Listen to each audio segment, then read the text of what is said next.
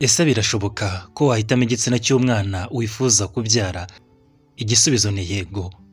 Burya tugendeye aho ubuvuzi bugeze ndetse n'ubumenyi buriho uyu munsi, birashoboka ko wahitamo igitsina cy'umwana wifuza kubyara byibuze ku kigero cya 80% bikaba nk'uko ubyifuza. Niba wifuza kubyara umuhungu cyangwa se ukifuza kubyara umukobwa, birashoboka ko wahitamo igitsina cy'umwana wifuza kubyara.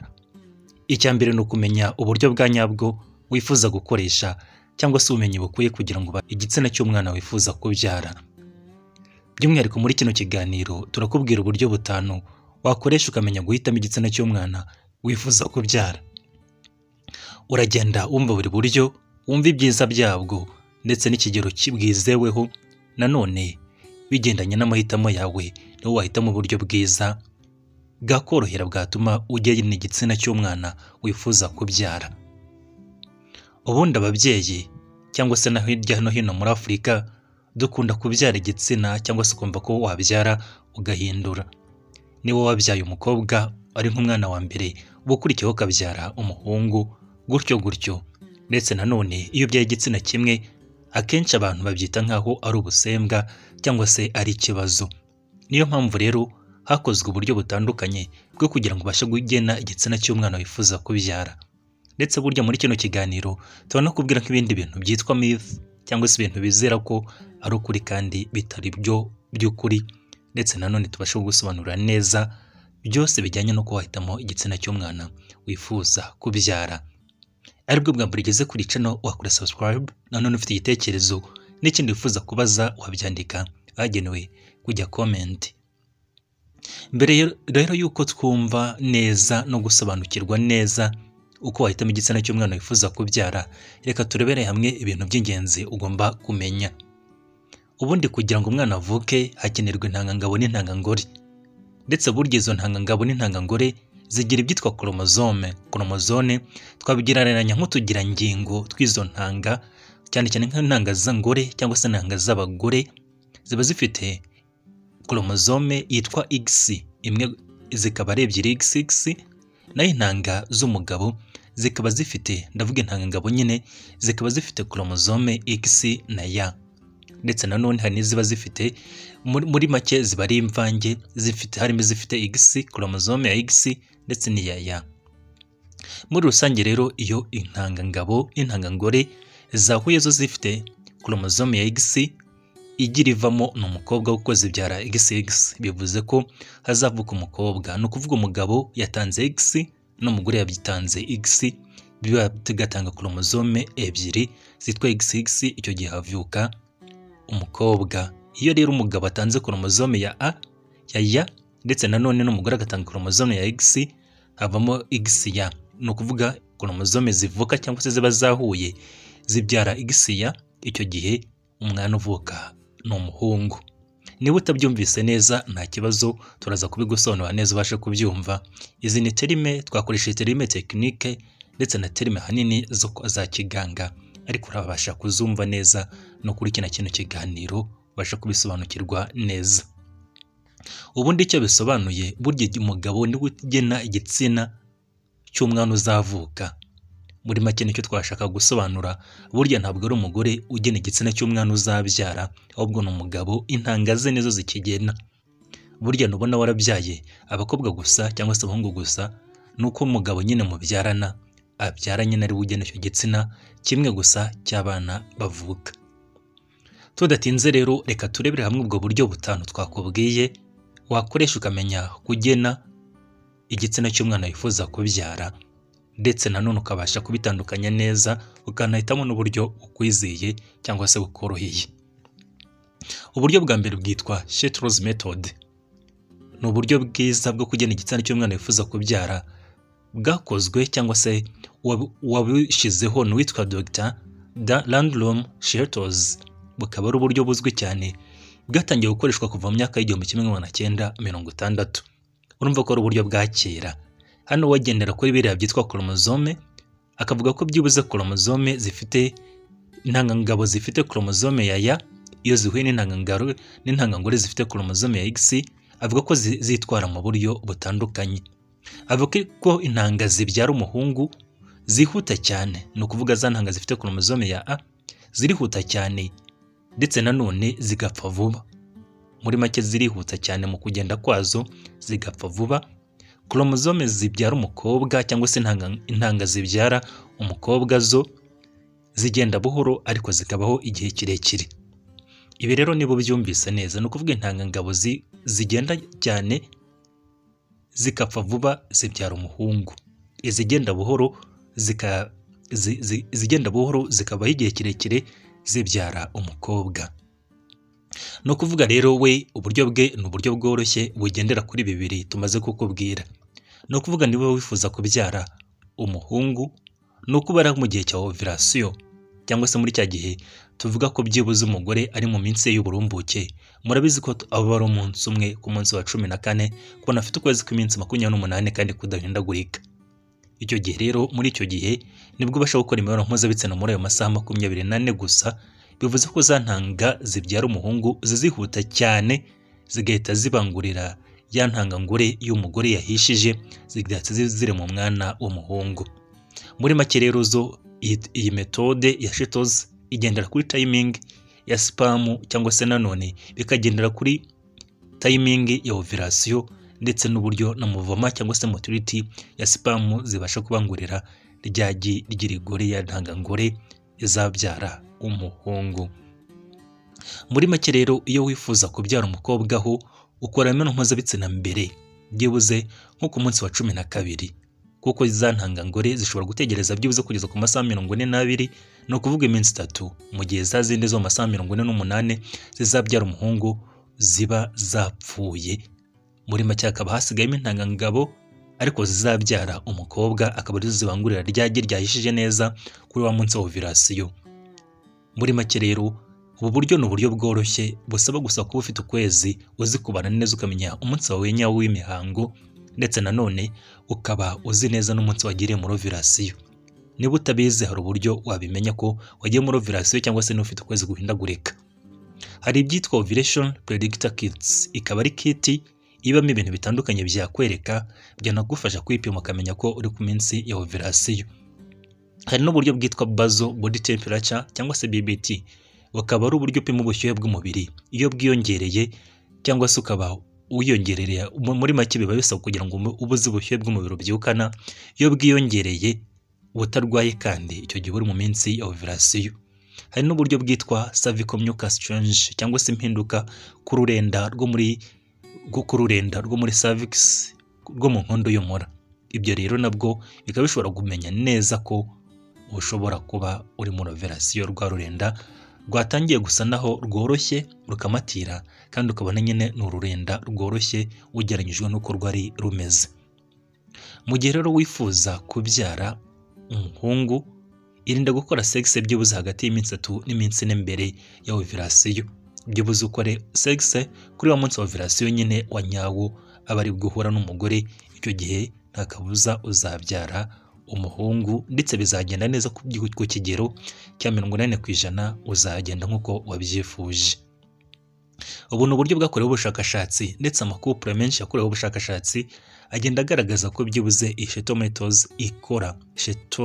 Shetose method ikora kandi ko yizewe. Uburyo bwa kabiri ni ubwitwa William method, ariko bwo ni uburyo buza bukontroduiza buriya bwa Shetose method ndetse nanone bwo cyane ku buryo bwa timing bwo busa naho buvuguruza buriya bwa mbere.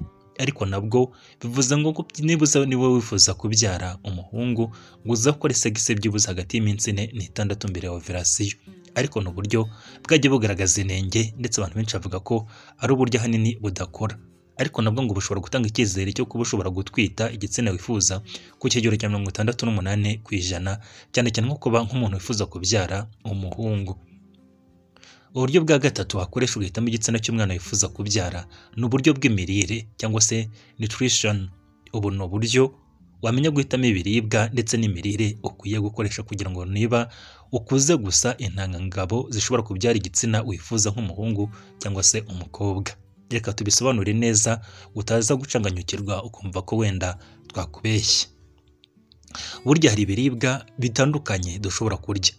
hari ibiribwa bibamo aside, hari ibiribwa bibamo imyunyu mwinshi, ibyo murabizi.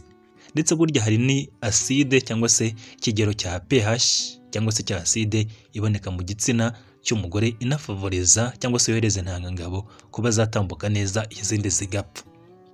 Iyo rero turya ibiribwa runaka nibyo bigenzura umubiri wacu ndetse bikanagena na byinshi, kuko ubwo nyine urabyumva ni nabyo muri iyo minsi biba biri kuduha intungamubiri.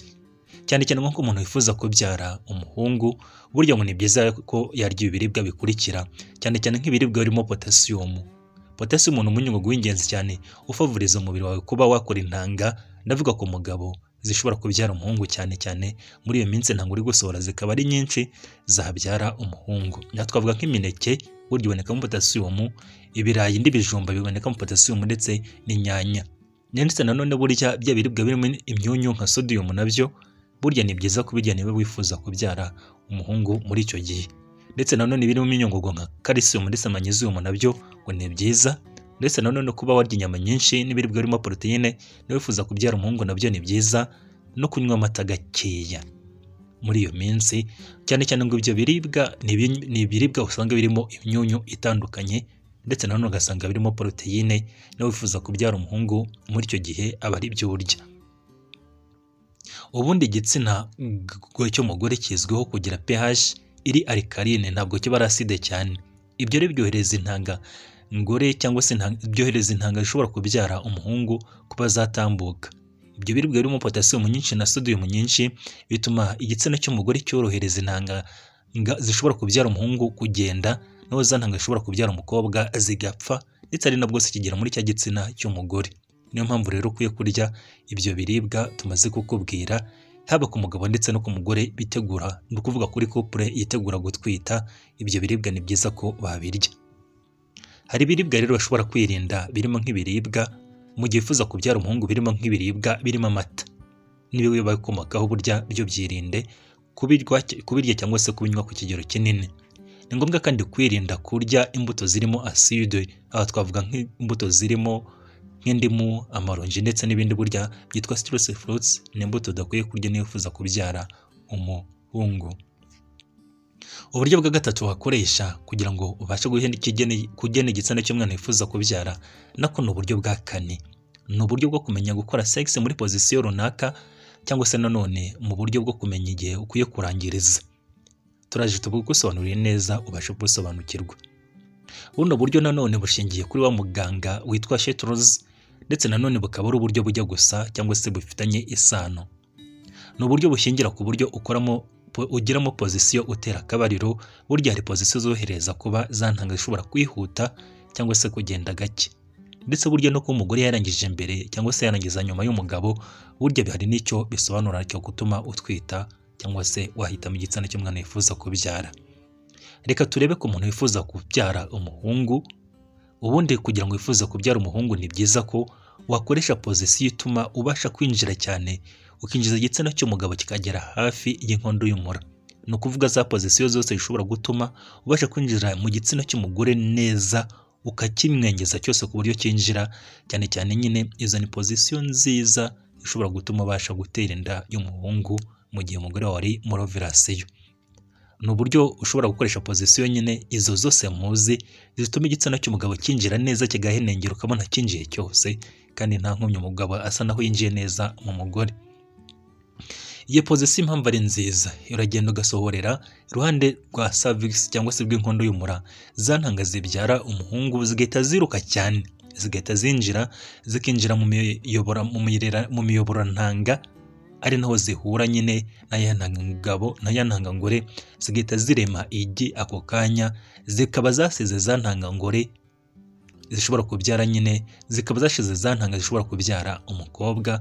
Ako kanya ugasanga nyine wese utwita, cyane cyane bikaba byiza mu gihe wabariye kuri wa munsi wa ovirasiyo. Cyane cyane uburyo bukunda gukora neza iyo uri kwifuza kubyara umuhungu. Mu gihe wifuza kubyara umukobwa ukora au contraire.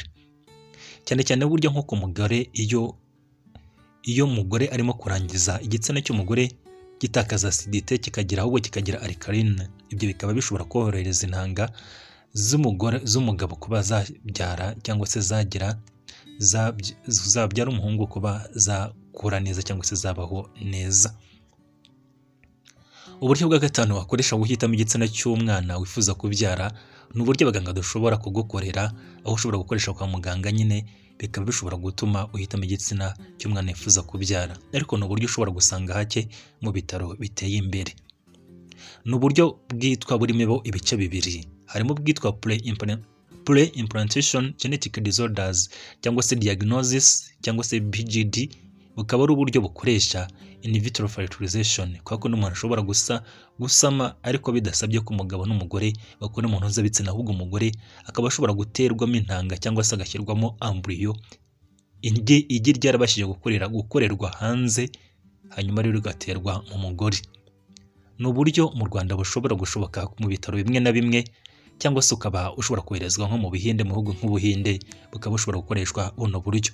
Ariko no mu bihugu by'Ubugande ni uburyo bushobora gukoreshwa, nuko bushobora kuba buhenze cyangwa se igiciro cyo kubukoresha ugasanga kirengeje miliyoni 2 cyangwa se kiri hejuru ya miliyoni 2. Ni uburyo aho umugore intangangabo n'intangangore ihurizwa hanze ya nyababyeyi, ni ukuvuga birererwa mu byuma byabigenewe hanyuma bikaza guterwa mu mugore. Urumva implantation iba yarabayeho mbere, cyangwa se nanone fertilization ikaba yarabayeho mbere hanyuma agakorwa implantation muri uterus y'umugore, akaba ariho umwana akurira, cyane cyane nyine akaba ariho umwana akurira, ariko igi rikaba ryarateranyirijwe cyangwa se ryarahurijwe hanze ya nyababyeyi. Ni uburyo rero burya bushobora guhitamo intanga zishobora gukoreshwa kugira ngo ubyare umuhungu cyangwa se ubyare umukobwa. Ni uburyo bwizewe ushobora kubyara igitsina wifuza ikigero cy'100%. Ni uburyo buhenze, ndetse nanone hari n'ibihugu bushobora kugeza ku madolari 15,000 ugenekereje nka miliyoni 18, cyane cyane nko mu bihugu byo hanze. Ariko mu Rwanda ho naho ni uburyo buhenze. Buno buryo rero busaba kugira ngo hapimwe imisemburo y'umugore, hapimwe nanone amarangamutima n'ibindi byose by'umugore, kugira ngo kuko murabizi ko ibyo byose bishobora kugira ingaruka ku mugore cyangwa se kuba ku mugore, ku mwana ashobora kubyara. Uburyo bwa kabiri ni uburyo bwitwa sperm sorting. Sperm sorting ni uburyo aho intangangabo zishobora kubyara umukobwa zitandukanywa n'intangangabo zishobora kubyara umuhungu. Ni ukuvuga sperm zifite X chromosome n'izifite Y chromosome zikagenda zitandukana. Izo rero zigenda zitandukanywa, zikagenda zishyirwaho cyangwa se dyes, hari uburyo zitandukanywa na technology n'ibyuma byabigenewe, zikabasha guhitamo intanga ukoresha kugira ngo ubashe guhitamo igitsina cy'umwana wifuza kubyara. Hanyuma rero umugabo cyangwa umugore ashobora gukorerwa ibyitwa intrauterine insemination, za ntanga gusa zahiswemo wenda zizabyara umuhungu, akaba arizo zinjizwa mu mugore zonyine kugira ngo zibashe kubangurira ryagirye, ariko zikinjizwa muri cya gihe cya ovulation.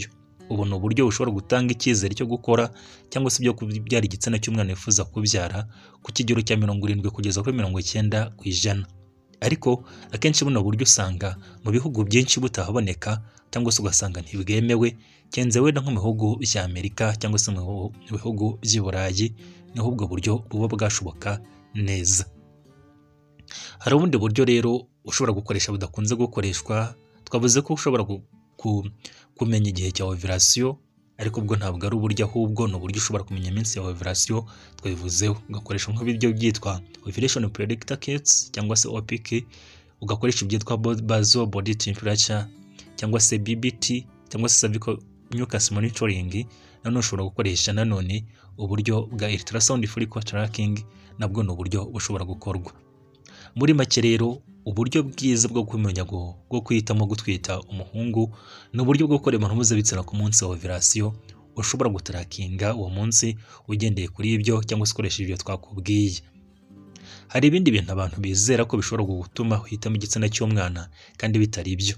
Hari uburyo bwitwa lunar calendar can predict gender, ubwo buryo ntabwo bukora, ndetse nanone ngo hari n'uburyo bwo kureba pozisiyo z'inyenyeri ukamenya niba ushobora gukora imibonano mpuzabitsina uwo munsi ukabyara umuhungu cyangwa se umukobwa, nabwo burya ntabwo ari uburyo bwizewe, ndetse n'uburyo akenshi bushobora kugira inenge ugasanga ntabwo bukora. Hari ibindi bintu rero bishobora gutuma ushobora kubyara igitsina runaka, cyangwa se izindi factors ushobora gutuma ubyara igitsina runaka.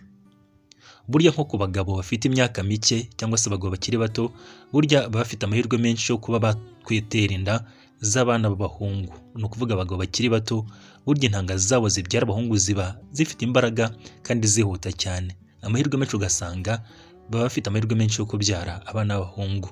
Ku bagore bakuze burya baba bafite asidite nyinshi mu myanya myibarukiro yabo mu gitsina imbere, ugasanga ibyo bigenda byangiza intanga ngabo zishobora kubyara umuhungu zigapfa bitewe no kuba asidite yo mu gitsina yabo iba iri hejuru. Muri make bikagabanya amahirwe yo kuba babyara umuhungu, ugasanga bibyarira abakobwa. Nanone burya ko ufite stress cyangwa se ko ufite imihangayiko, burya nabyo hari uburyo bishobora kugira ingaruka runaka mu gutuma igitsina cyawe ubyara igitsina runaka, cyangwa se bikagira ibibazo byo kuba udashobora no gusama bitewe no kuba ufite stress. N'uburyo ukora imibonano mpuzabitsina inshuro nyinshi nabyo burya bifite uburyo bigabanya umubare w'intangangabo, ku buryo ushobora kubyara igitsina kimwe cyangwa se ukaba ushobora no kugira ibibazo byo kutabyara, cyangwa se intanga zawe ubwiza bwazo zikagabanuka cyane cyane nko ku bagabo bitewe no gukora imibonano mpuzabitsina buri munsi. Ibyo ugasanga nyine nabyo bishobora gutuma babyara igitsina runaka, cyangwa se bikaba bishobora kugira ingaruka mu kuba batatera inda y'igitsina runaka.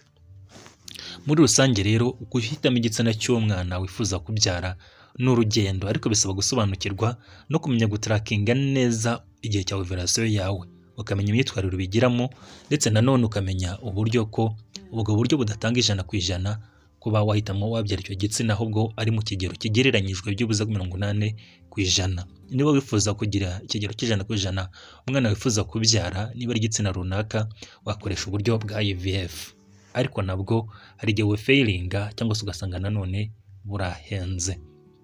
Aribwo bwa mbere ugeze kuri channel, wakora subscribe. Tuvuga ku buzima, indwara, imiti ndetse n'ibiribwa.